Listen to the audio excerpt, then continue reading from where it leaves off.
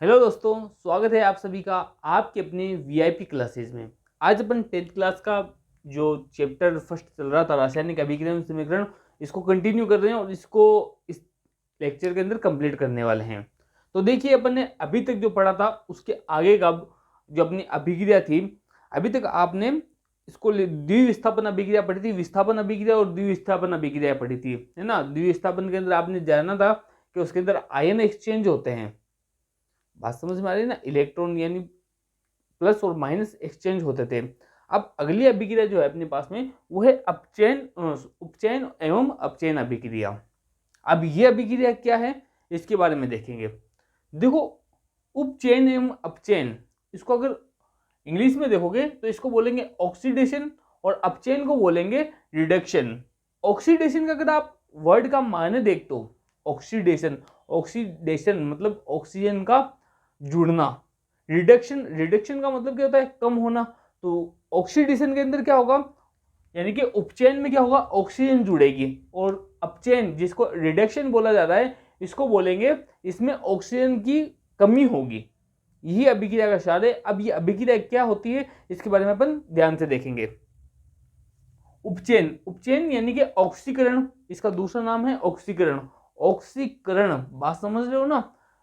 नवनीकरण, जिसे आपने सुना ना नवनीकरण, नवनीकरण का मतलब क्या होता है कि कोई चीज है उसके अंदर कोई नई चीज जोड़ी गई है।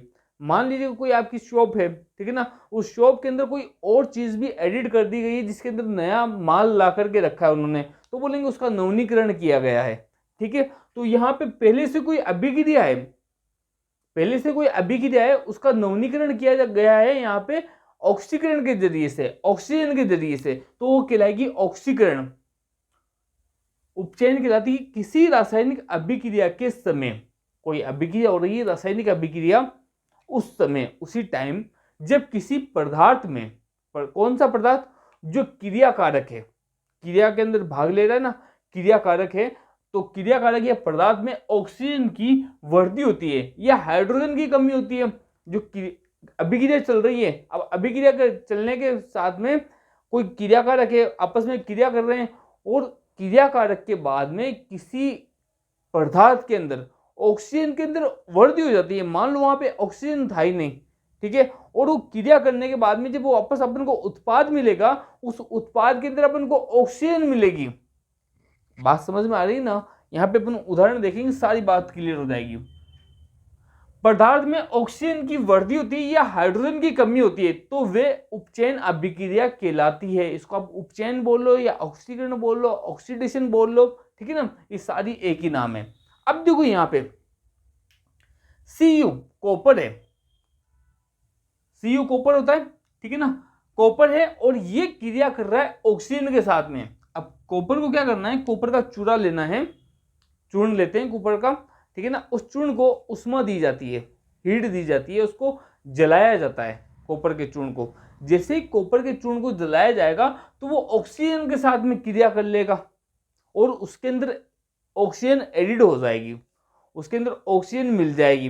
तो देखो यहाँ पे मैंने इसको भाषा के अंदर लिखा है, कॉपर को गर्म करने पर कॉपर ऑक्साइड की काली परत बन जाती है। अब यहाँ पे क्या, कॉपर का कलर क्या होता है, आप सभी ने तांबा देखा ना घर के अंदर, तांबे का कलर कौन सा होता है। लेकिन जब इसको तांबे को गर्म कर रहे हैं, तांबे के चूर्ण को जब गर्म कर रहे हैं तो इसके कलर के अंदर चेंजिंग आ जाती है, इसके ऊपर ऊपर काली परत बन जाती है। जो परत बनी है ना, जो सीयू के ऊपर परत बनी है, ये ऑक्सीजन की परत है, इसको कॉपर ऑक्साइड बोला जाएगा। अब ठीक है ना, ये कॉपर ऑक्साइड कॉपर में ऑक्सीजन के योग से बना है। अब ये जो कॉपर ऑक्साइड बना है ना अपने पास में, ये यहाँ पे ऑक्सीजन इसके साथ में जुड़ी है, ऑक्सीजन के जुड़ने के साथ में अपनी अभिक्रिया संपन्न हो रही है उपचयन की। ऑक्सीजन का जुड़ना या हाइड्रोजन का निकलना, वो क्रिया कहलाएगी उपचयन अभिक्रिया। जिस अभिक्रिया के अंदर किसी क्रियाकारक जो पदार्थ है भाग ले रहे हैं क्रियाकारक, उसमें ऑक्सीजन अगर जुड़ती है या हाइड्रोजन का निकलना बाहर निकलती है तो ये क्रिया कहलाती है ऑक्सीकरण या फिर उपचयन अभिक्रिया। समझ में आ गई ना बात यहां तक। इसी तरह से देखोगे यहां पे अब क्या करना है, जो आपके पास में कॉपर है, कॉपर ऑक्साइड CuO, इसके अंदर हाइड्रोजन गैस छोड़ दी, हाइड्रोजन गैस का इसके ऊपर प्रवाह करवाया जाता है, हाइड्रोजन गैस इसके ऊपर छोड़ी जाती है। तो हाइड्रोजन गैस इसके साथ में छोड़ने के साथ में ही ये क्या करेगी, यहाँ पे हाइड्रोजन यहाँ से निकल जाएगी। हाइड्रोजन इसके साथ में क्रिया करेगी नहीं, ऑक्सीजन को लेकर के ये O को लेकर के निकल जाएगी। देखो यहाँ पे ये O जो है ना, O हाइड्रोजन के साथ में निकल रहा है यहाँ पे, यानी कि हाइड्रोजन का यहाँ पे उपचयन हो रहा है। हाइड्रोजन का क्या हो रहा है, उपचयन।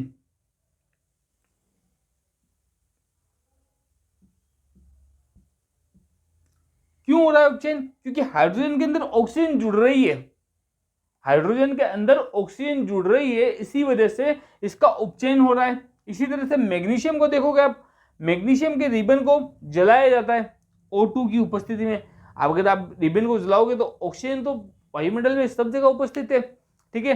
तो जैसे ऑक्सीजन की क्रिया करता है मैग्नीशियम के साथ में, तो ये MgO2 बना लेता है, मैग्नीशियम ऑक्साइड बनाता है, ठीक है। और यहाँ पे ऑक्सीजन के अंदर वृद्धि हो रही है, तो मैग्नीशियम के साथ में ऑक्सीजन जुड़ रही है।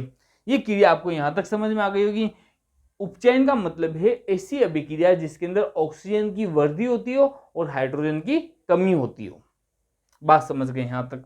अब देखिए अगली अभिक्रिया क्या है, उपचयन अपचयन। अपचयन के अंदर क्या होता है, यहां पे उल्टा चलेगा। उपचयन में तो ऑक्सीजन जुड़ रही थी, यहां पे ऑक्सीजन के अंदर कमी आएगी, या तो ऑक्सीजन में कमी आएगी, वहां पे हाइड्रोजन में कमी आ रही थी, यहां पे हाइड्रोजन में वृद्धि होगी। ऐसी अभिक्रिया जिसके अंदर हाइड्रोजन जुड़ती हो और ऑक्सीजन निकलती हो, दोनों के अंदर डिफरेंट है बात। इसमें ऑक्सीजन उपचयन के अंदर ऑक्सीजन जुड़ेगी, जबकि अपचयन के अंदर ऑक्सीजन निकलेगी बाहर, कमी आएगी ऑक्सीजन में। भाषा क्या लिखेंगे, इसकी परिभाषा किस तरह से लिखोगे, देखो, किसी रासायनिक अभिक्रिया के समय जब किसी पदार्थ में कोई अभिक्रिया हो रही है, रासायनिक अभिक्रिया हो रही है, उस वक्त उसी किसी पदार्थ के अंदर ऑक्सीजन की कमी होती है, ऑक्सीजन कम हो गई, या हाइड्रोजन की वृद्धि होती है, और या फिर हाइड्रोजन की वृद्धि होती है, तो वह अभिक्रिया उपचयन अभिक्रिया कहलाती है। अब देखो कैसे हो रही है उपचयन अभिक्रिया, देखोगे यहां पर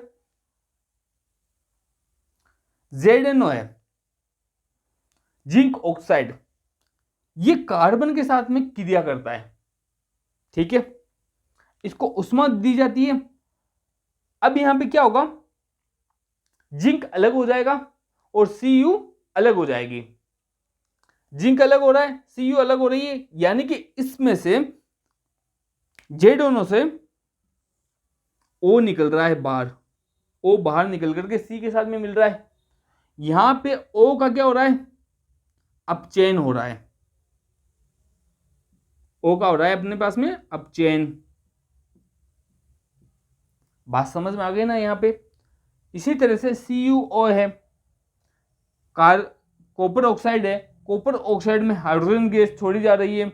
अब जैसे इसके अंदर CO के अंदर छोड़ी जा रही है, तो यहाँ पे देखोगे इसका क्या हो रहा है, इसमें से क्या निकल रही है, CuO से ऑक्सीजन का बाहर निकल रही है, इसमें से CuO से ऑक्सीजन बाहर निकल रही है। तो CuO से यानी कि कॉपर ऑक्साइड से ऑक्सीजन का बाहर निकलना क्या कहलाएगा, अपचयन अभिक्रिया कहलाएगी, क्योंकि यहां पे ये इसका अपचयन हो रहा है।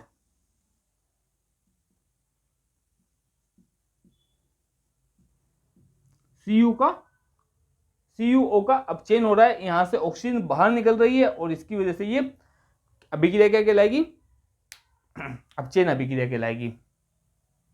अब छोटा सा मैं इसकी एक टेबल बना देता हूं, तो आपको क्या उसके अंदर समझने के अंदर बहुत ज्यादा इजी रहेगा। एक छोटी सी टेबल बनाते हैं अपन इसके लिए।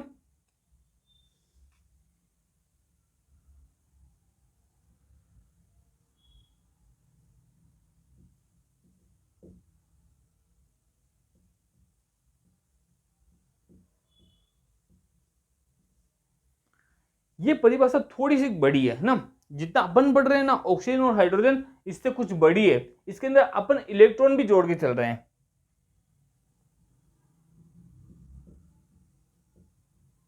वैसे आपकी बुक में तो नहीं दिया है इलेक्ट्रॉन के बारे में, लेकिन फिर भी अपन इसको लेकर के चलेंगे साथ में।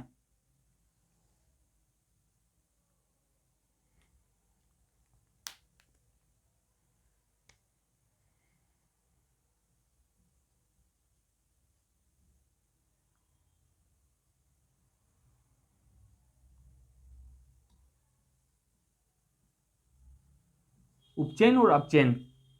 उपचयन के अंदर ऑक्सीजन में वृद्धि होगी, इसमें कमी आएगी, ऑक्सीजन के अंदर कमी आएगी। हाइड्रोजन में इसमें कमी आएगी तो इसमें वृद्धि होगी।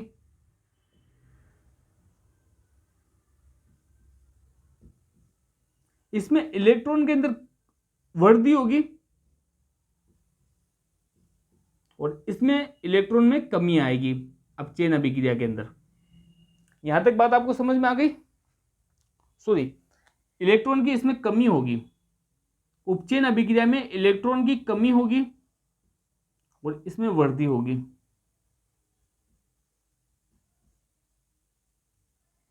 देखो, ऑक्सीजन में वृद्धि, हाइड्रोजन में कमी, फिर इलेक्ट्रॉन में भी कमी। इधर अपचयन के अंदर जाओगे तो ऑक्सीजन में कमी हो रही है, हाइड्रोजन में वृद्धि हो रही है और इलेक्ट्रॉन में भी वृद्धि हो रही है। यानी कि यहां पे देखोगे आप, इस क्रम को देखो, एक में वृद्धि हो रही है, दो में कमी हो रही है। इसके अंदर देखोगे एक में कमी हो रही है, दो के अंदर वृद्धि हो रही है। जिसमें इस उपचयन के अंदर वृद्धि होगी, अपचयन में उसी के अंदर कमी होगी। इस बात को आपको ध्यान रखना है। इस 3 लाइन से ऑक्सीजन, हाइड्रोजन, इलेक्ट्रॉन, ये तो आपकी नॉर्मल चीजें हैं, ठीक है ना, ये तो आपको हमेशा याद रहता ही है। अब उपचयन और अपचयन अभिक्रिया को याद करने के लिए बस आपको ये क्रम याद करना है, वृद्धि, कमी, कमी। इसके बाद में जस्ट अपोजिट लिख देना है, कमी, वृद्धि, वृद्धि। तो इस तरह से ये अपने अपचयन अभिक्रिया तक अपने कंप्लीट कर लिए। अब है अपने पास में उपचयन तथा अपचयन, इन दोनों को। अब है अपने पास में अपचयन और उपचयन, यानी कि इसको रेडॉक्स अभिक्रिया बोलते हैं। अब रेडॉक्स अभिक्रिया क्या है? जैसे कि मैं यहाँ पे आपको एक उदाहरण देखता हूं, जो ये अपने उपचयन के अंदर देखा था। उपचयन के अंदर देखिए, यहाँ पे कॉपर ऑक्साइड अपन को दे रखा है। कॉपर ऑक्साइड क्रिया कर रहा है हाइड्रोजन के साथ में, ठीक है ना। अब यहाँ पे जैसे ये हाइड्रोजन के साथ में क्रिया कर रहा है, ध्यान देना, तो इसमें से O की कमी हो रही है, Cu में से, Cu में से O की कमी हो रही है, तो इसका क्या हो रहा है? अपचयन हो रहा है। बात समझ में आ रही है ना? जिसमें से जब ऑक्सीजन बाहर निकलती है तो उसके अंदर अपचयन होता है, और अगर ऑक्सीजन में वृद्धि होती है तो उसका उपचयन होता है। यहाँ पे हाइड्रोजन में क्या हो रहा है? वृद्धि हो रही है। हाइड्रोजन में क्या हो रहा है? वृद्धि हो रही है। जब एक पदार्थ से ऑक्सीजन बाहर निकल करके जा रही है तो किसी और के साथ में जुड़ रही है, तो हाइड्रोजन के अंदर वृद्धि हो रही है ऑक्सीजन की, तो अपन कहेंगे इसमें उपचयन हुआ है इसका। तो ये अभिक्रिया क्या होता है? दोनों साथ साथ में चलती है। क्या है परिभाषा? देखिए, उपचयन तथा अपचयन अभिक्रिया सदैव साथ साथ होती है। ये जो दोनों है ना अभिक्रियाएं, दोनों अभिक्रिया हमेशा साथ साथ में होती है। अर्थात किसी अभिक्रिया में एक क्रियाकारक उपचयित तथा दूसरा क्रियाकारक अपचयित होता है। बात समझ रहे हो ना?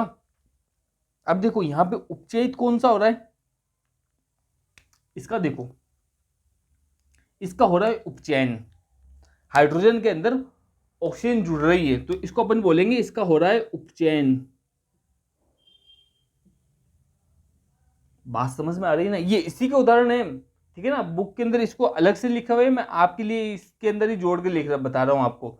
अब इसके अंदर ऑक्सीजन के अंदर हाइड्रोजन जुड़ गई है, हाइड्रोजन के साथ में ऑक्सीजन जुड़ गई, तो यहां से ऑक्सीजन निकल रही है, CuO से ऑक्सीजन की कमी हो रही है। जब इसमें से निकलने के पश्चात में ये हाइड्रोजन के साथ में जुड़ रही है तो Cu का तो क्या हो रहा है? हाइड्रोजन की कमी की वजह से इसका हो रहा है अपचयन। Cu का हो रहा है अपचयन और इसका हो गया हाइड्रोजन का उपचयन। तो ये दोनों क्रियाएं एक साथ में चल। इसी तरह से जिंक का देखते हैं, जिंक ऑक्साइड का। जिंक ऑक्साइड अपन को दे रखी है, इसके साथ में ऑक्सीजन है पहले से। अभी क्या कर रहा है? कार्बन के साथ में क्रिया कर रहे हैं, ठीक है। कार्बन के साथ में क्रिया करने के साथ में ऑक्सीजन निकल करके कार्बन के साथ में चला गया। अब जैसे ही इसके साथ में ऑक्सीजन चला गई है तो इसका क्या हो रहा है? जेडोनो का क्या हो रहा है? ऑक्सीजन में कमी आ रही है। तो ऑक्सीजन में कमी आने की वजह से ये हो रहा है, इसका हो रहा है अपचयन। और कार्बन के साथ में जुड़ रही है तो इसको कहेंगे इसका हो रहा है उपचयन।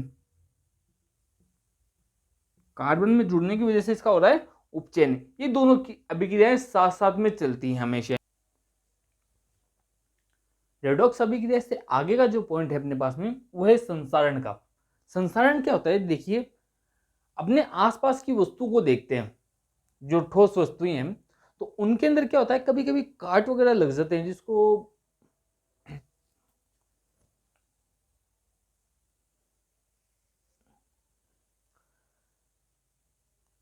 रेडॉक्स अभिक्रिया से आगे का जो पार्ट्स है, ये अपना पॉइंट है संसारण का। ये छोटे दो पॉइंट है, इन दोनों पॉइंटों को, ये अभिक्रिया तो नहीं है लेकिन इसका ये एक पार्ट्स है, ठीक है ना। तो सबसे पहला पॉइंट है अपने पास में संसारण का। अब अपने आसपास की धातुएं देखते हो, तो धातुओं पे अगर आप देखो, एक मोस्टली जो नजर आने वाली चीज है वो लोहे की चीज है, धातु, ठीक है ना। तो उस धातु के अंदर आप देखते हो, वहां पे कभी कभी अगर खुले में छोड़ दिया जाए तो उस पर जंग लग जाता है। जंग लगता है ना, नमी के साथ में वो क्रिया करती है, नमी के साथ में क्रिया करने के साथ में धातु पे यानी कि लोहे पे जंग लग जाता है। तो इसी के बारे में इसमें बताया गया है। जब कोई वस्तु अपने आसपास के वातावरण से आर्द्रता, नमी एवं अम्ल के संपर्क में आती है, नमी के, आर्द्रता के संपर्क में आती है ना कोई भी वस्तु, तब वे संसारित होती है। इस प्रक्रिया को संसारण कहते हैं। वस्तु कोई भी हो, पदार्थ है, अब धातु है, तो धातु अगर किसी के भी संपर्क में आई है, धातु के अंदर जरूरी नहीं कि लोहा ही हो, सोना भी होगा, चांदी भी होगी, तांबा भी होगा, ठीक है ना, सारी चीजें होंगी। तो इसके अंदर इस प्रक्रिया को संसारण कहते हैं। समझ में आ रही है ना बात को। संसारण के कारण धातुएं बोल रहा है, लेकिन विशेषकर लोहे की बनी वस्तु को बहुत क्षति पहुंचती है। बड़े बड़े पुल बनते हैं, ठीक है ना, बहुत सारी चीजें होती है लोहे की। कार की अगर जो आप ऊपर का जो देखते हो छत, उसके अंदर वो भी लोहे की बनी होती है। अगर उसका भी पेंट वगैरह खराब हो गया होता है तो फिर वो बहुत जल्दी खराब हो जाती है। आप साइकिल चलाते हो, उसमें भी जंग लग जाता है। तो लोहे की वजह से बहुत बड़े बड़े नुकसान होते हैं। मशीनरी वगैरह सब लगभग लोहे की वस्तुओं की बनी होती है। अब देखिए उदाहरण, देखिए इसके अंदर क्या क्या है। आप उदाहरण देखोगे तो चांदी पर काली परत, चांदी होती है ना, तो उस पर काली परत जम जाती है। आप घरों के अंदर देखते हो, लेडीज कभी कभी कोई फंक्शन में ज्यादा होता है तो चांदी की जो पाजे वगैरह होती है ना, तो उनको अच्छे से धोती है। तो जो उस पर धो काय को रही है, उसको एकदम, वो चांदी क्या होती है, चांदी की तरह, कहते हैं ना, इसका कलर कौन सा, चांदी की तरह एकदम चमकदार है, एकदम गुगली टाइप की, व्हाइट व्हाइट कलर की होती है, लेकिन उस पर काली परत जम जाती है चांदी पर। जब चांदी पर काली परत जमती है तो मतलब उसका संसारण हुआ है, उसने आर्द्रता के साथ में क्रिया कर ली है। इसी तरह लोहे पर जंग लग जाता है। अपन देखते हैं लोहे पे जंग लग गया है ना, एकदम, एक लोहा होता है फ्रेश, अगर उस पर पेंट नहीं किया हुआ है तो उस पर जंग लग जाता है। तांबे पर हरी परत, आप एसी देखिए, आपने एसी के ऊपर एक पाइप दिया होता है पीछे वाली साइड के अंदर, वो अगर आप देखोगे तो तांबे का रहता है। उस पे बाहर की साइड के अंदर, तांबे की बाहर की साइड के अंदर एक हरी कलर की परत बन जाती है। तो ये संसारण का ही एक उदाहरण है। इससे बचने के लिए क्या करना चाहिए, अगर अपन को संसारण से बचना है, ठीक है ना, तो आपको भी पता है क्या करते हैं, पेंट लेते हैं और पेंट कर देते हैं, ठीक है ना। आपकी साइकिल वगैरह भी जब पेंट उतर जाता है तो उस पर पेंट किया जाता है। या घरों के अंदर दरवाजे, खिड़कियां जब भी लोहे की बनती है तो सबसे पहले उस पर एक पेंट कर दिया जाता है, जिसको प्राइमर भी बोलते हैं। प्राइमर कर दिया जाता है ताकि वो क्या हो, पानी वगैरह से क्रिया नहीं करे और उस पर जंग नहीं लगे। अगर उस पर जंग लग गया तो वो लोहा क्या हो जाएगा, एकदम जल्दी खराब हो जाएगा वो। संसारण को आप अच्छे से समझ गए। इसी तरह इसका दूसरा पॉइंट है विकृत गंधिता। जब आपने कभी कभी कोई तली हुई चीजें खाते हो, जिसके अंदर जो पैकेट वाली चीज है, एक एक्सपायरी डेट दी हुई होती है पैकेट के ऊपर, बाई चांस कभी कभी ऐसा होता है कि भाई डेट को नहीं देखा और पैकेट खोला और खाने लग गए। जब उसको खाते हैं तो उसके अंदर से एक अजीब सी स्मेल आती है, जो समझ में नहीं आती दिमाग में बिल्कुल भी, या फिर एक उसका टेस्ट बिल्कुल चेंज हो जाता है। जैसे कि आपने कोई ऐसी चिप्स खा रहे हो, कोई लोकल चिप्स है मान लीजिए ना, तो वो खा रहे हो और उसके साथ में आपको एक अजीब सी स्मेल आई है और एक टेस्ट भी बिल्कुल भी उसका अलग हो गया है। तो जब वो आपको अजीब सी स्मेल आ रही है ना, वही विकृत गंधिता है। विकृत गंधिता का मतलब क्या है, उसके अंदर विकृत का मतलब क्या होता है, खराब, गंधिता का मतलब खुशबू, खराब खुशबू। तो खराब खुशबू जब आ रही है, अब खराब खुशबू आ किस में से रही है, खाने में से। खाना खराब हो गया, वही विकृत गंधिता है। बात को समझ रहे हो ना। देखिए विकृत गंधिता क्या है, वसा युक्त जो फैट वाले खाने एवं तेली खाद्य पदार्थ को लंबे समय तक रखा जाता है तो प्राय उसका उपचयन हो जाता है, उसमें से ऑक्सीजन जुड़ जाती है या एवं स्वाद एवं गंध बिगड़ जाता है, उसका स्वाद और गंध बिगड़ जाती है, अर्थात फिर पदार्थ विकृत गंधित हो जाता है। वो जो पदार्थ है उसके अंदर अजीब सी स्मेल आने लगेगी, सब एकदम टेस्ट चेंज हो जाएगा उसका। तो ये विकृत गंधिता का एक उदाहरण है। इसके उपाय क्या होते हैं? सबसे पहले उपाय है कि मतलब अगर आपने विकृत गंधिता को रोकना है तो उसको एयर टाइट डब्बे के अंदर बंद करके चीज़ों को रखा जाता है। कई चीज़ें ऐसी होती है जिसको एयर टाइट डब्बे के अंदर बंद करके रख देते हैं। वायुरोधी बर्तनों में खाद्य सामग्री रखने से उपचयन की गति धीमे हो जाती है। जैसे ही वायुरोधी वाली होंगे ना तो उससे उपचयन नहीं होगा, उसके अंदर ऑक्सीजन नहीं प्रतिऑक्सीकारक पदार्थों का प्रयोग किया जाता है। ऐसे पदार्थ जो प्रतिऑक्सीकारक है, जैसे कि अचार बनाने के लिए सिरका का काम कर रहे हैं, ठीक है ना, तो वो एक विकृत गंधिता को धीरे, उसकी चाल को धीरे कर देता है और कोई दिक्कत नहीं, बाकी खराब तो वो भी होंगे। इसके अलावा चिप्स जैसे पैकेटों में ऑक्सीजन को हटाकर अक्रिय गैसें नाइट्रोजन भरी जाती है। अब जब आप चिप्स खाते हो ना, अब आपको पता चल गया होगा कि नाइट्रोजन क्या खाम मिल रही है आपके अंदर, है ना। जो चिप्स के अंदर आप बोल रहे हो ना, इतनी सारी चिप्स के कम है और हवा ज़्यादा है, तो जो हवा है ना वो नाइट्रोजन है। ये एक मोस्ट क्वेश्चन के अंदर अगर एक नंबर में से इसका क्वेश्चन बनता है, अक्सर कई बार पूछा जाता है कि जो खाने के पदार्थ है उसके अंदर कौन सी गैस भरी जाती है, खाने के पदार्थों के पैकेट के अंदर कौन सी गैस भरी जाती है या अक्रिय गैस का नाम बताइए, तो इसको आप नाइट्रोजन के रूप में याद रखोगे। यहाँ तक अपना ये रासायनिक अभिक्रिया समीकरणों का चैप्टर कंप्लीट हो गया है। नेक्स्ट क्लास के अंदर अपन सेकंड चैप्टर स्टार्ट करने वाले हैं। तो अभी तक आपको क्लास कैसी लगी जरूर कमेंट बॉक्स में जाकर के बताइए।